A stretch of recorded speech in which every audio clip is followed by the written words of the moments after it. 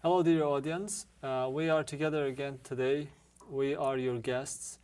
And as last time, we have a very important guest, Dr. Kyriaki Karidioyannis Fitzgerald. And I want to introduce her a little bit more because last time my time was not enough to introduce her completely.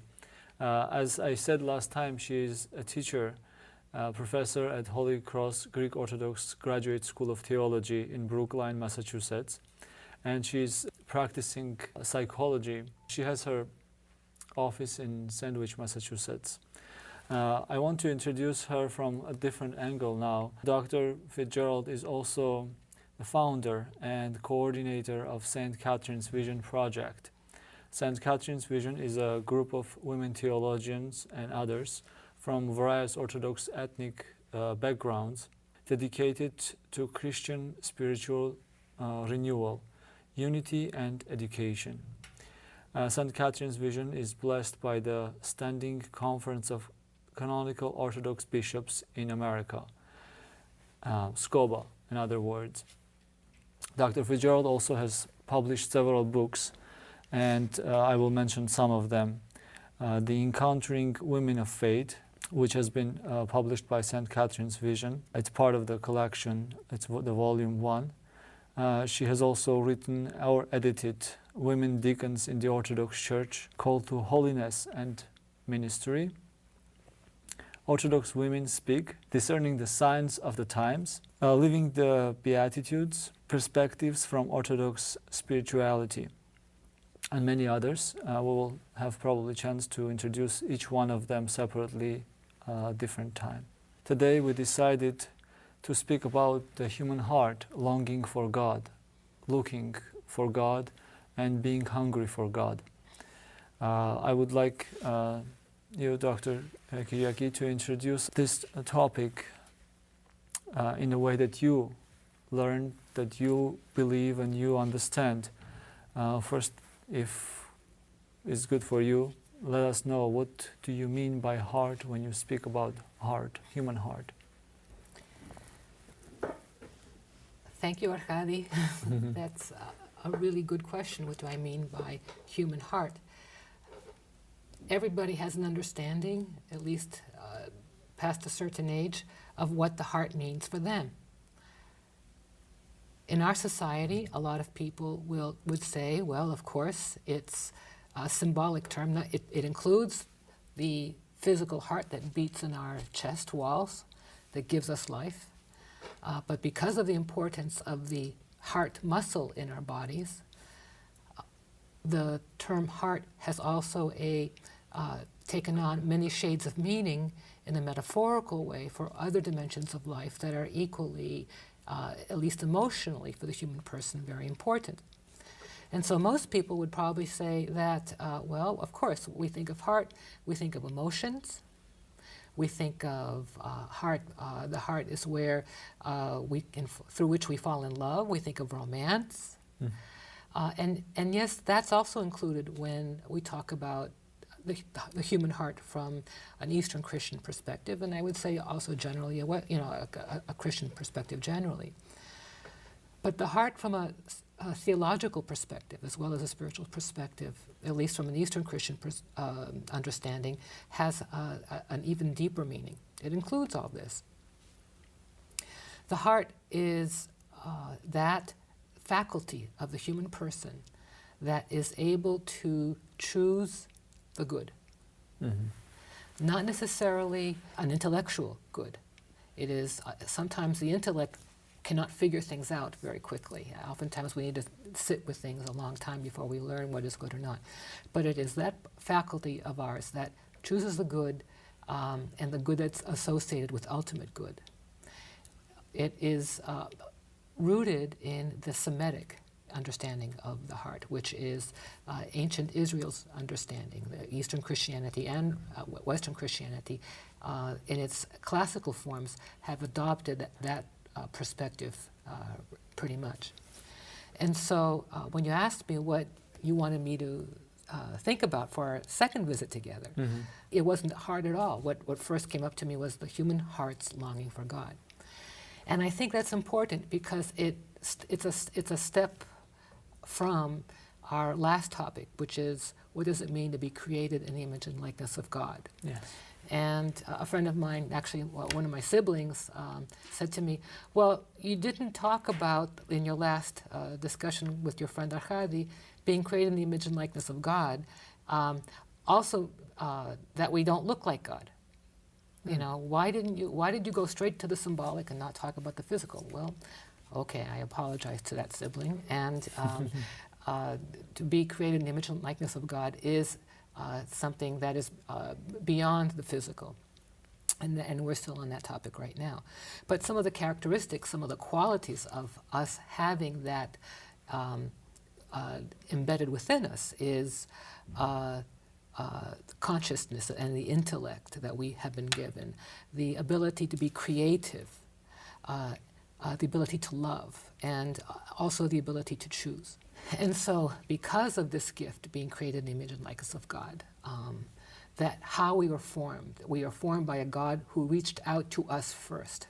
Mm-hmm. So however we respond, whatever we do, it is always a response. Even if it feels from our side, it is the first step. It is always a response to the loving God who reached out for us, reached out to create us and reaches out for us, reaches out toward us first. You spoke about the brain, the intellect and the heart. Mm-hmm. Do you think there's a conflict or disagreement between the heart and the brain? I remember from the Old Testament classes that our professor was used to say that the voice of God in the desert when he was leading Moses mm-hmm. was like a breeze. Mm-hmm. Very small wind. It's not a tornado. It's a small wind, and if you miss it, it's gone. Mm-hmm. And sometimes when we are busy in our intellect, we can miss that voice. Mm-hmm. Do you think that there is conflict between our heart and our mind? Because if we don't listen God's voice first time, mm-hmm. it doesn't come back again. Mm-hmm. Well, it doesn't come back in the same way. Okay. Because God's love is always there and is always trying to reach out for us, and there's always opportunities being presented to us. Mm-hmm. And yes, I have no idea how many opportunities I've passed up. Okay. I have no idea. and so, but you're raising a really good question. And we live in a society, and I think humanity in general, but we live in a society that's very technological, that's that's driven in many ways by the intellect, which is a good thing a lot of the time. But my understanding is who's driving the train, or what's driving the train? Is it mm-hmm. the intellect or is it the heart? Okay. And according to Christian tradition, it's the heart that drives the train. Mm. All right, the intellect is kind of a servant. It's kind of it helps with the compass, it's a servant in order to try to make the path better. But it's the heart that chooses the path. We can get distracted by our intellect. In fact, if we don't take some time mm-hmm. to sit in the presence of God, in which we are always in the presence of God, and if there are persons listening to our conversation who they're not really believers in anything, if in their perspective they are pursuers of truth, well, whatever your truth is, to sit, if it's bigger than you, if it's bigger than us, to sit quietly in that presence of that truth for you, mm-hmm. and to make connections with that, to make to realign ourselves more truthfully with that, we would be in a much better situation. In the last centuries, I remember from the literature or from science that people would think mm-hmm. that the center of the intellect is the heart, the physical heart. Mm-hmm. And then the human being thinks through the heart. And then it shifted up to the brain because they discovered that most of the things that are going on in the human mind, life, it's in the brain, not in the heart. Do you think there is a reason for this? Because I personally feel like if something happens to me suddenly, surprisingly, mm-hmm. or whatever, my heart is the first thing that responds to, mm-hmm. not my brain. I don't feel anything in my brain. I feel mm-hmm. a fear, or love or whatever in my heart first instead of in my brain. Do you think that from spiritual perspective there is still a shift towards heart more than towards the brain? You've just said something that makes me want to answer in 6 different ways, because it's very exciting. The first is, even contemporary science is, and I'm going to expand, when you say brain, I'll include the word mind, right? Contemporary science, especially in psychology, is shifting or enlarging its perspective in how the human person thinks, how the human person perceives, how the human person comes to decisions. And yeah, well, of course we need the brain, and that's an important locus and a focus in our endeavors to engage the world, analyze what's happening, make decisions, and follow through. At the same time, even contemporary science is saying the mind is not necessarily only in the brain, which is something that ancient Judaism and ancient Christianity have been saying quite loudly through the centuries. In Eastern Christianity, we would even say that the mind sometimes, when we say mind, nous, from the Greek term for the biblical Greek word for the what is often translated as mind or intellect, is not often referring to the intellect or the brain, but is referring more to the wisdom of the heart. That part of us which chooses way more quickly than the intellect can discern things or can figure things through. Yes. And so oftentimes we can distract ourselves. That's why I was saying earlier about getting quiet and to align ourselves with that which is bigger than us. As a Christian, I believe that's the Lord Jesus Christ and the triune God, and to listen more carefully to what the will of God may be for me in my life at that moment. If I don't do that, it's very easy for me to get distracted or even fool myself into following other priorities that would make themselves God as opposed to the real God. So I can harden my own heart so I don't have to listen to it. Okay. In a second we'll go straight to the main topic, but I have one more question before we go to that about the heart. In the New Testament we read when the angel appears to Mary and gives the good news, says that, and also a sword will go through your heart. What do you think this means? What does this have to do with the good news that was given to her, and what is the necessity of the sword to go through her heart, and what is it going to do to her? Well, it was a bit of a wake-up call for her to be awake a day at a time the rest of her life as the mother of Jesus. To be sensitive to the fact that more is to become of her down her path, and so to receive that prophecy, a sword will pierce your heart also. I would think for a mother would be devastating. Yes. Because as a mother, I would take that first emotionally as well as personally. So I would think it was a double blow for her.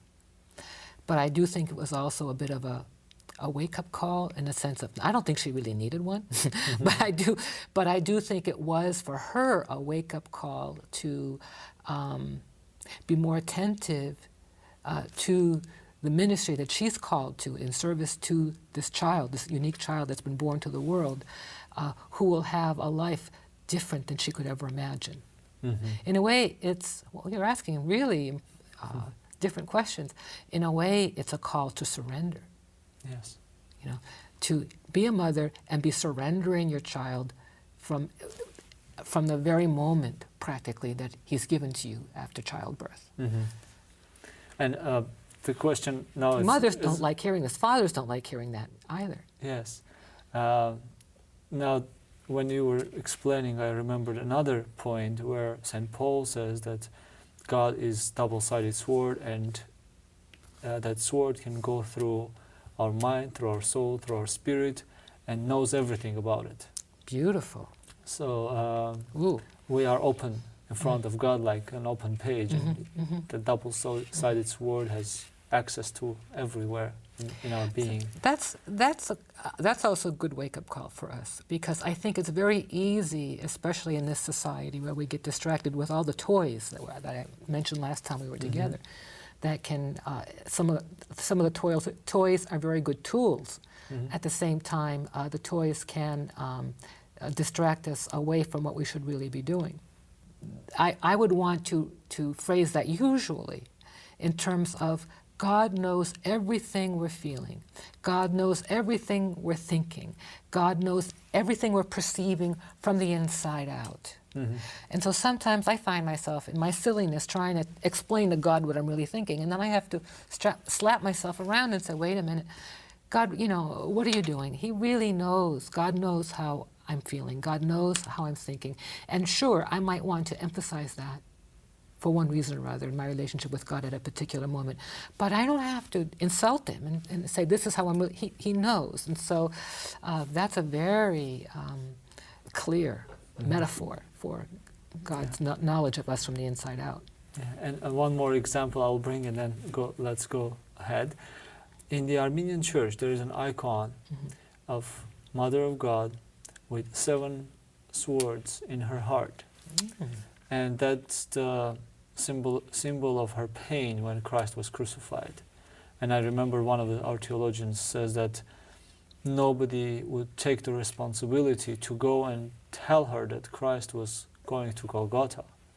And even the angels refused, because they said, we are created for good news, not for bad news. We cannot do this. And his beloved disciple John was the one who took the responsibility to go and tell her. And the story says that when they gave her the news, she fainted. And that's where from this icon comes, that 7 swords went through her heart. And there is a church called 7 Wounds of Mary, and that icon is in there, and they say that many miracles happen with this icon. But anyways, this was just in my heart, I wanted to share. And with all these great examples, how do we search for God? How does our heart start looking for God? What are the things that move inside of us? Can you? Well, I think, I'm still back on that story of the icon and the mother of the Lord having the 7 swords through her heart. I've never seen that. Yeah. And that she fainted when she heard the news, which I don't think is an unrealistic expectation for devastating, catastrophic news. I lost my father, as you know, about a year and a half ago. And I know, Mom, you're watching this, and I'm sorry, I'm going to embarrass you.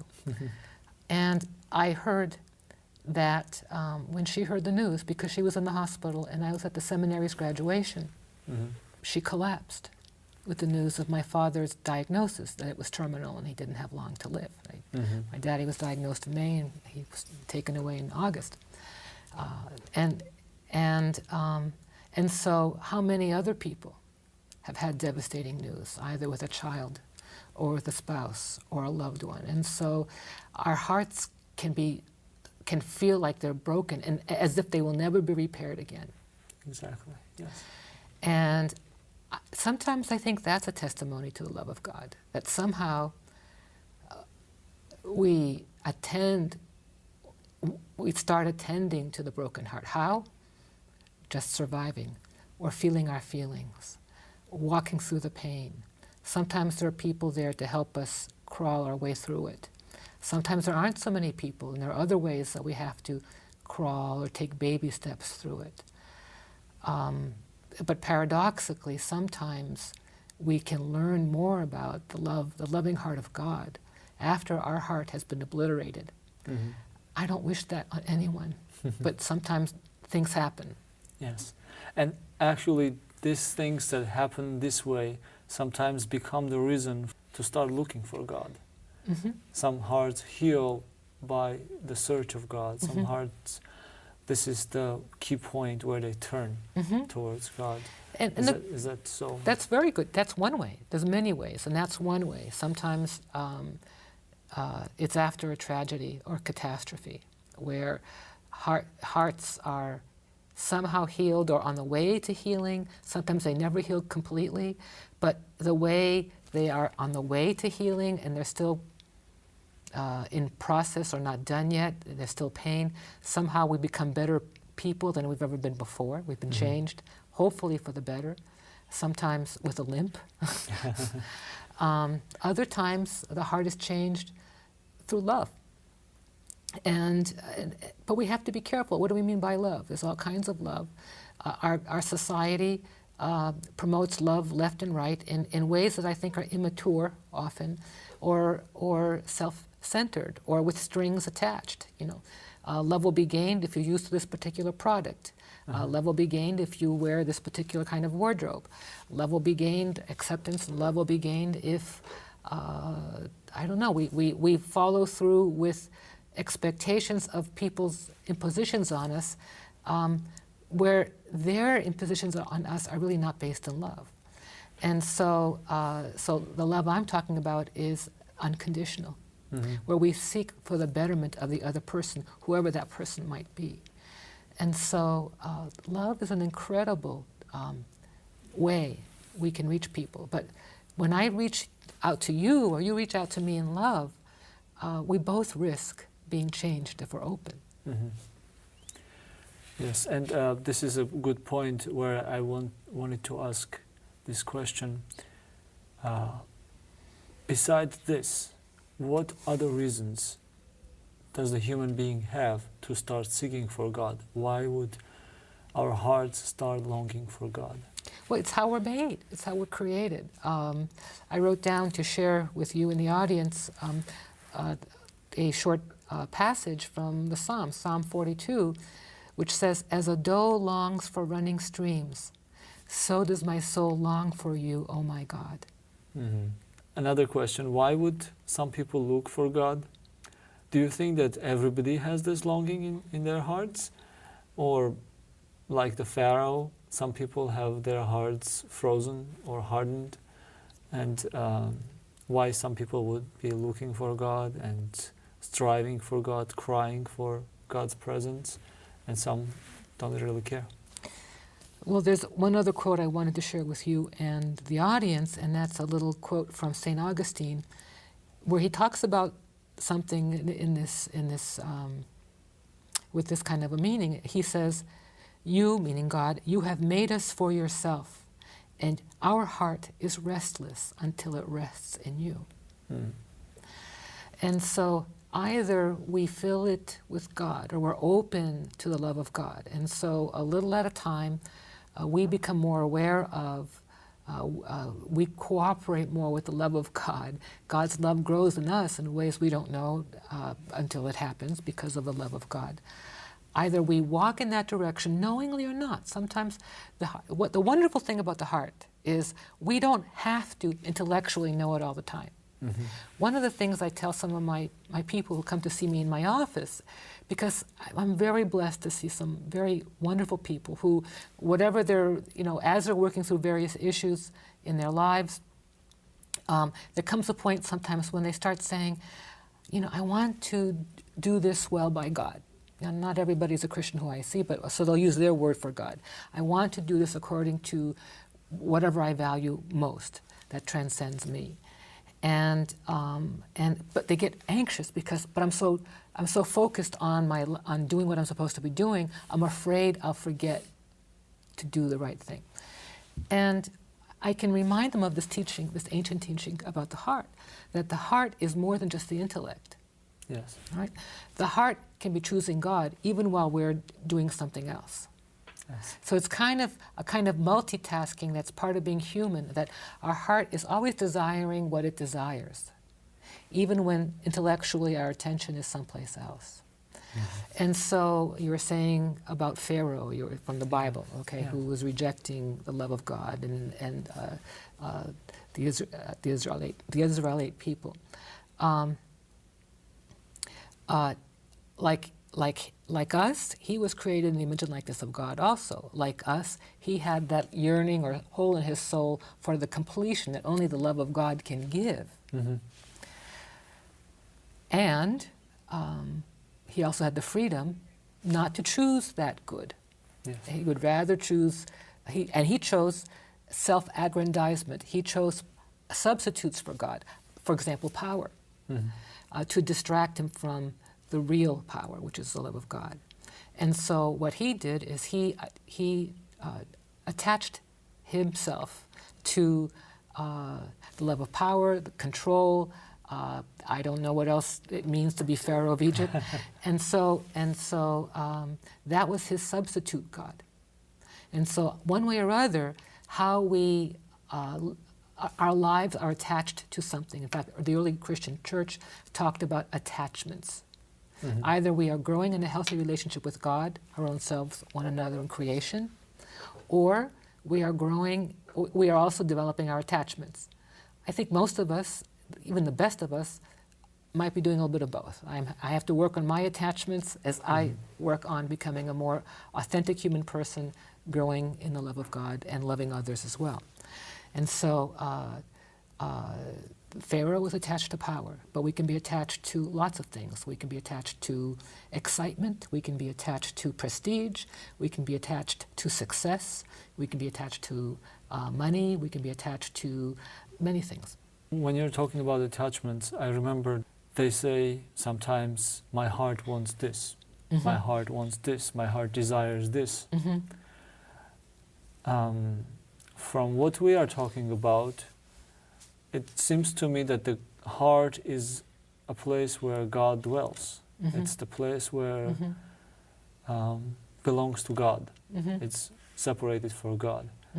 Why would people have this kind of expression saying that my heart wants this car, or my heart wants to eat something very unique or something? There is this kind of expression. Have you ever heard about it? Absolutely. Why would people? And if you came to me in my office, I'd have a whole bunch of questions I'd want to ask you about that, because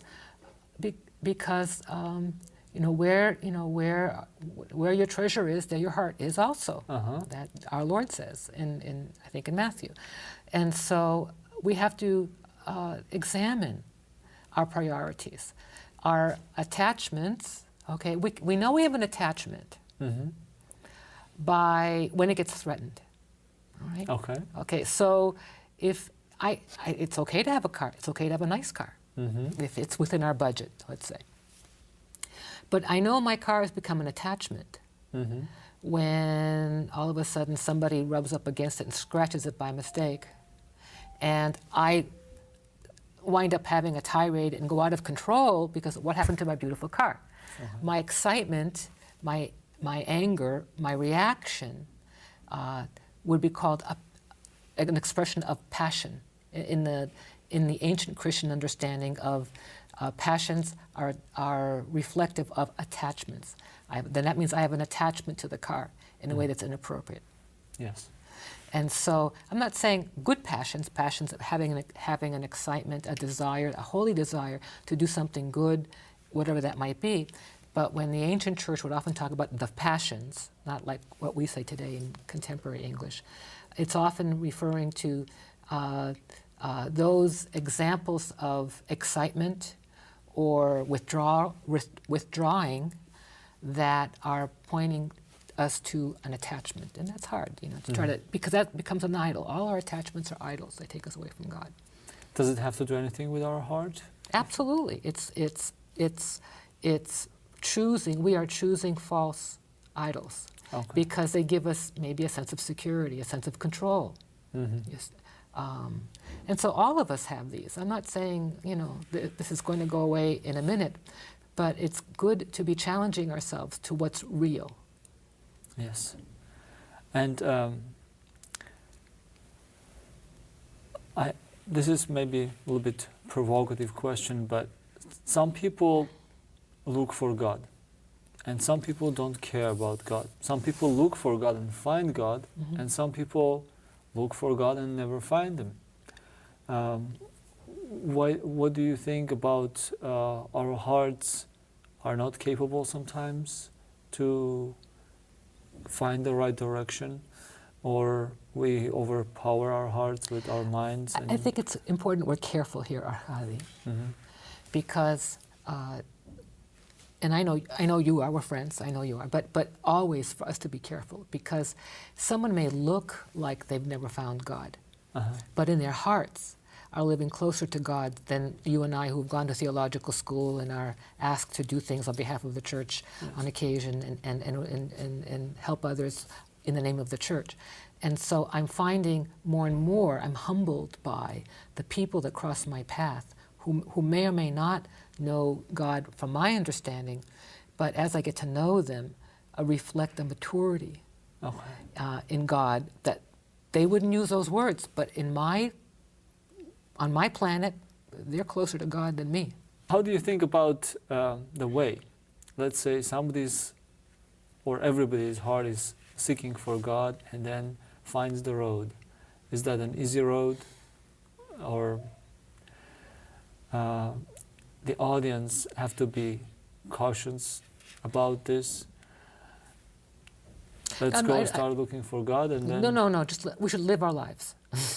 Wherever our lives are, let's start right here, because we are all in the center of the palm of God's hand.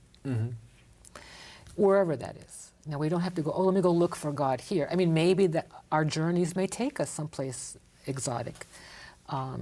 But being more intentional with the relationships around us, how we may be of service, how we may need to develop a relationship, or we may need to examine a relationship, or we may need to get help about a relationship, because not all relationships we may be engaged with are healthy toward us or toward others. Just by being more intentional, being more trusting that God wants us to live the lives we've been given now and walk through this point in our lives, be it a wonderful point or a difficult point.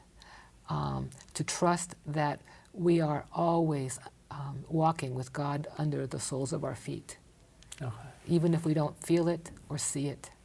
I have heard many times that somebody who found God in some religious group or in some church, or whatever you want to call it, they say that they witness, that they look for God everywhere, and they went to this church, to the other church, and finally they found God here. And then I remember Christ says, don't look anywhere. God is in your heart. How does the Orthodox Church explain this? We as Orthodox know that the salvation is through the orthodoxy, which means the true understanding of God, in other words. What is the Orthodox perspective towards the idea of finding God somewhere or in our hearts? The kingdom is among us, within us, all about us. And so, and at the same time, to be careful when we say the kingdom is within us and Christ is within us, that doesn't mean we can, there will be times for going into our closets, for example. Jesus says to go into our closets to pray to our Father in heaven, privately. So of course there's going to be time for private connection with God. At the same time, it cannot remain private or individualistic for our entire lives. And so if this is authentic of God, it is going to push us or nudge us or pull us into connection with others. How? It will be different for every person. But my understanding is it will lead to, at least from the Christian perspective, relating with others in church, where we pray together, where we become the church together as a result of the love of God. And then that is taken with us as we leave our homes and engage our society afterwards. Christ says that ask and you will receive, knock and it will be opened. In the case of seeking God through our hearts, if somebody decides after watching our show that, oh, my heart has been also looking for God and I didn't know about this, and they go knocking the door, they go seeking for God, do you think that God will embrace them immediately? God's already embracing them. I think God is tickled and is thrilled anytime we make any movement toward Him. Mhm. Even if we stumble and fall, just like happy parents when they see their children trying to walk and they take their first step and they fall on their face over and over and over again. And as long as the child doesn't hurt him or herself, the mother and father, they're thrilled Yes. that the baby is trying to take a step toward him or her. And so I think God's joy is far more delicious and far more infinitely wonderful every time we take any step during the minutes of our day toward Him. Yes. Do you have any special thoughts that you would like to Add to share that, with us? well, again, it's funny, I mentioned my daddy earlier. When we took my dad to the emergency room a year and a half ago to find out what was bothering him, he was having a hard time breathing. It turned out to be advanced lung cancer. We learned that the following few days after some testing. But he was fine. Up through the first week of May, he was working out with weights. He was very, very strong and dynamic and wonderful man. And I remember we were in the ER, the emergency room. We were basically relaxing, hanging around. My dad was getting bored. My mom was kind of getting bored. We're all waiting to find out what's going to happen next. And he turns around and he looks at me. I don't know where this came from. And he raises his hand up and he says, "I want you to remember one thing." I go, "What is it, Daddy?" "Everything is going according to plan." And I said, "What?" "I don't want you to worry about anything. Everything is going according to plan." His hand is like that. And I just knew in that moment he was not going to remember telling me that. And I just felt in that moment, it was as if I was getting a little gift from God saying, everything is going according to plan. Just show up for your life and live it and make the best choices you can. Mm-hmm. I asked my dad about a month later while he was in the hospital, and he was still, the pain was getting worse, but there were times when he was pretty pain-free for hours at a time. So I said to him, "Dad, remember when we took you into the ER last month?" And because at that time we were trying to fight for a few years' time. So the urgency that he would be gone not too long after that wasn't there, which was good, actually, because we were able to have wonderful conversations through the summer with my dad. And so I said, "Daddy, do you remember what you said?" And I imitated him, and I did the whole thing. And he said, "No." "Did I say that?" And I go, "Oh boy, you said that." and I said to him, and I took that to be from your love, talking to me about my whole life, not just this little weekend. And he said, "Okay, good." He was happy that I took it that way. but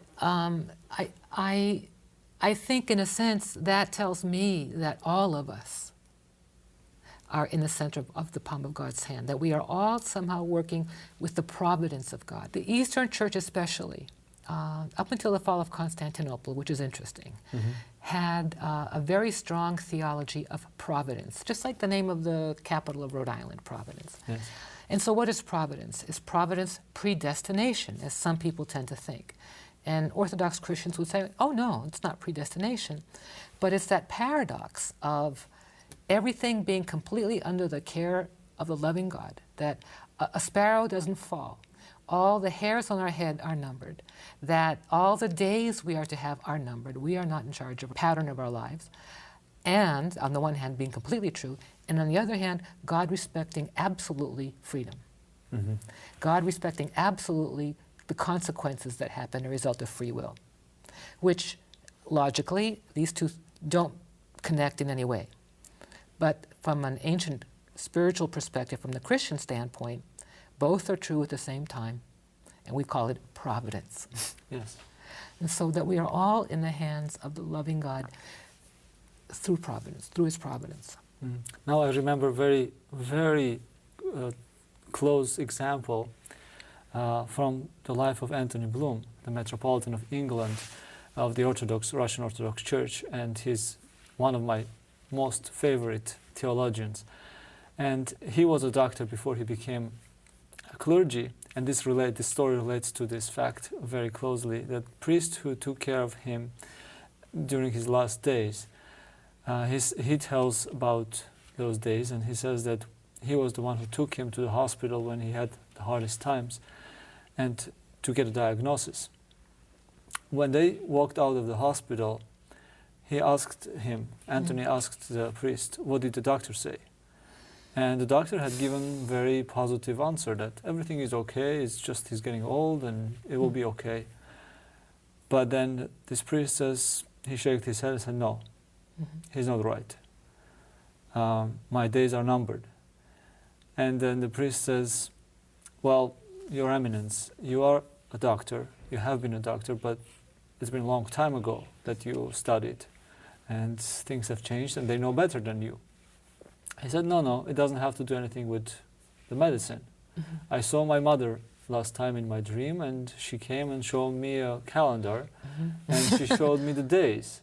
Okay. And they were going towards August. And the closer they got to August, the numbers started fading away and slowing down. And August 18th was the days ended on the year. And then he says, I forgot about this. But when he died in August 18th, he said, I remembered this conversation. So this is a very close example that a person can have extraordinary connections with the providence of Connections, with the yes. providence of God. He still has free will. Yes. Lots of things can happen, and at the same time, that's a beautiful story, sort of depicting both. Yes. And in this case, do you think that this is type of connection with God through our hearts? When our hearts are open to God, we can know about the future or the providence that is. I think everybody's different, and as we become more ourselves, whoever that may be, because all of us are distinct persons. Maybe some people may have, I think you're implying dreams or in these kind of intuitive senses. I think other people won't. I think other people will have other ways of discerning, but it will be more from the intuitive side of the person. It will be more from the right brain side. It will be more from the part that can't be predicted sequentially by linear logic, because God's love is the created linear logic, but is well beyond linear logic. And so, as we become more ourselves and more persons created in the image and likeness of God, fulfilling that vocation, the more we may be surprising our own selves, how we discern things, and we don't have to go making ourselves anxious about how am I going to be discerning the right way. God knows our worries. We should just keep showing up, living our lives, making the best choices we peacefully can, and living as truthfully as we can. And that's hard enough, I think. Yes. One more thing. Most of the time, this happens with mothers or with loving couples. When something happens to their child or the loved one, the heart can feel, even through a long distance, even if they are on one side of the world and the person is on the other side of the world. Or I have heard many stories that someone's heart would react or give a sign that they didn't know what's going on. They woke up in the middle of the night, their heartbeat was very fast, and in the morning they find out that some earthquake happened in a place on a planet where their loved ones live, or something happened to their child somewhere. What do you think about this from the perspective? These phenomenon? Yes. First of all, from a spiritual perspective, from an Eastern Christian spiritual perspective, these abilities are not spiritual. Okay. They're not spiritual. They might look spiritual to us, Yes. but they are part and parcel of being human. They're not spiritual in that it's as I say to my friends, woo, woo, woo. It's not woo-woo stuff. It's part and parcel of being human. Mhm. And so these sort of intuitive abilities are part and parcel of being human. They are material gifts, but we just can't see them. So maybe vibrationally, because of love, people perceive things, people experience things that are not physically connected, at least within a few feet of each other. Yes. But because of other factors of what it means to be created a human being, these connections can be made. In Eastern Christian and Western Christian hagiography, in the stories of the saints, you'll find lots of examples of this ability getting better for the service of God. Okay? But if you read other stories all over the planet today, you'll know people are developing this ability because they can. Okay. And for me, if you're developing this ability just because you can, I think that's a danger. Why? Because that can become a distraction. That can become an attachment to the love of the living God and loving our neighbor and one another. But if it's part and parcel of us, like our hearing or our sight or our ability to feel things, that's not a bad thing to notice what perceptions we have and make our decisions from there. Mm-hmm. But we have to weigh things through and make a decision based on all the data we can collect, not just on one little experience here, one little experience there. That's kind of immature, and little children can do that, and that's understandable. When we adults do that, we can get into a lot of trouble. Yes. When you said about developing these kind of abilities, I again remember Anthony. He says that when he was young, he had some kind of ability of reading people's minds Mm-hmm. and guessing about future. And when he became clergy, he says it was bothering me. Mm-hmm. I didn't know if it was right or not. And so he says I started praying God and asking him if it's good, let it stay there. If it's not, please take it away from me. I don't want it. And he says by the course of the years, it started fading away. And he didn't have that ability anymore. And then I also read some stories about saints who say that when somebody follows his or her own heart on the spiritual path and starts going up, bring them down. Don't let them do it. Why do you think this is? Oh, why I hate that. Because it makes me think of, well, often the metaphor of God being the potter and we are the clay. Mm-hmm. Or going a little further, I grew up in the coffee shop, restaurant, Greek restaurant, donut business, God being the baker and we being the dough, and we need to be kneaded down. Uh-huh. And if we rise up too quickly, the dough, when it's baked into bread or turned into a donut or turned into an eclair, is only so-so. But when it's beaten down and it raises and it's beaten down and it's raised, it changes the quality of the dough itself to something even more refined, better. Uh-huh. And while I hate bringing this up because it doesn't feel good getting punched down, and I don't believe in a God that's sadistic. I believe in the loving God. At the same time, I am striving to be obedient to the possibilities that when bad things happen, a consequence of that will be in the transfiguring, if I can use a word, through the love of God, of the person being hopefully responding in a healthy way to a better way of being, to being more fully themselves, whoever they're created to be, which a few months or weeks earlier wasn't there because it was prior to this challenge. Yes. Is it said by Paul or one of the other apostles that we get challenges only according to our abilities, only as much as we can handle, not more to crush us down? Mm-hmm. But there have been people that have been crushed down, and so and it's not, a lot of the time it's not to their fault. It's our fault for not being there. Mm-hmm. We as neighbors and friends and family to see what's happening to this beloved person, to help that person up. Thank you very much for a wonderful discussion and great explanations to things that are mysterious. They are so many confusions out there about these ideas that we need to know from the Orthodox perspective. What does the Church teach us?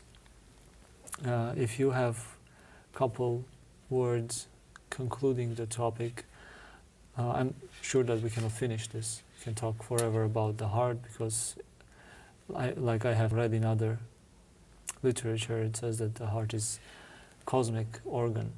Even the physical organ is considered to be cosmic. So it's endless, Beautiful. like the universe, the topic itself. If you have anything to say as an Orthodox theologian, as an Orthodox Christian, for the heart, about the heart. Well, this is a journey. Life is a journey. And it's important to keep looking forward. And forward, for me as a Christian, is the Lord Jesus Christ. If our guests attending with us are not Christian, if they're people who love God or are seeking the truth, then whatever that is for them, to look forward and keep seeking that truth with a capital T, as they live their lives in peace. Let me share one little reading that I love from St. Ambrose of Milan. He was the bishop of Milan, Italy, in the early to mid 4th century. And he talks about the centrality of Christ and how we need to focus on him. Because he says this about Christ: in Christ we have everything. If you want to heal your wounds, he is the doctor. If you are burning with fever, he is the fountain. If you are in need of help, he is the strength. If you are in dread of death, he is life. If you are fleeing darkness, he is light. If you are hungry, he is food. O taste and see that the Lord is good. Happy are those who take refuge in him.